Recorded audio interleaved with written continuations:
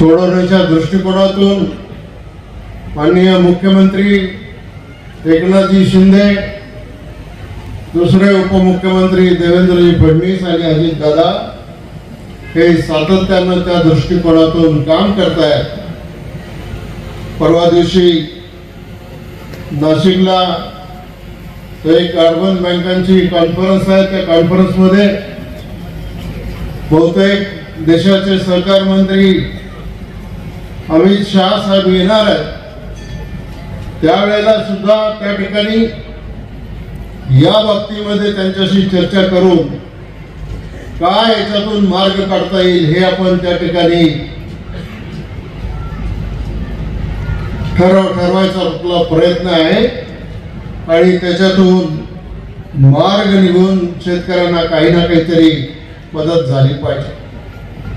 दुधाचे भाव उतरले, सरकारने मदत करायची भूमिका घेतली आणि ही भूमिका घेऊन जेव्हा जेव्हा शेतकरी अडचणीत येईल, आमचा ग्रामीण भागातला माणूस अडचणीत येईल, तेव्हा तेव्हा त्याला मदत करायची भूमिका ही आपल्या सरकारने अजितदादांच्या नेतृत्वाखाली आपण ही भूमिका घेतलेली आहे।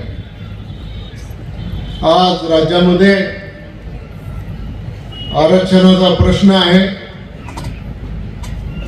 आपण पाहतो टीव्हीवर सर्वत्र एक वेगळी भावना लोकांची आहे। पण हे करत असताना मी दादांच्या साक्षीनं या ठिकाणी सांगू इच्छितो की मराठा समाजाला आरक्षण मिळालं पाहिजे, ही आपली पहिल्यापासूनची भावना आहे आणि त्या दृष्टिकोनातून मग या सगळ्या आंदोलनामधून मार्ग काढून त्याच्यातून न्याय द्यायचा एक प्रयत्न सरकारचा राहणार आहे। आपण नेहमी शाहू फुले आंबेडकरांचं नाव घेतो,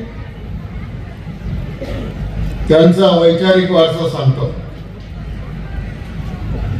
आपण काही शाहू फुले आंबेडकरांना सोडलेलं नाही, त्यांचे आदर्श जे आहेत ते आदर्श आपले शेवटपर्यंत तेच आदर्श राहणार आहेत। परंतु राजकारणामध्ये अनेक वेळेला अनेक प्रकारचे प्रसंग येतात आणि त्याच्यातून मार्ग काढण्यासाठी निर्णय घ्यावे लागतात आणि तो निर्णय माननीय अजितदादांनी त्यांच्या नेतृत्वाखाली घेतला आणि एक राज्याला स्थिरता देण्याचं काम आपण या ठिकाणी करतो आहे।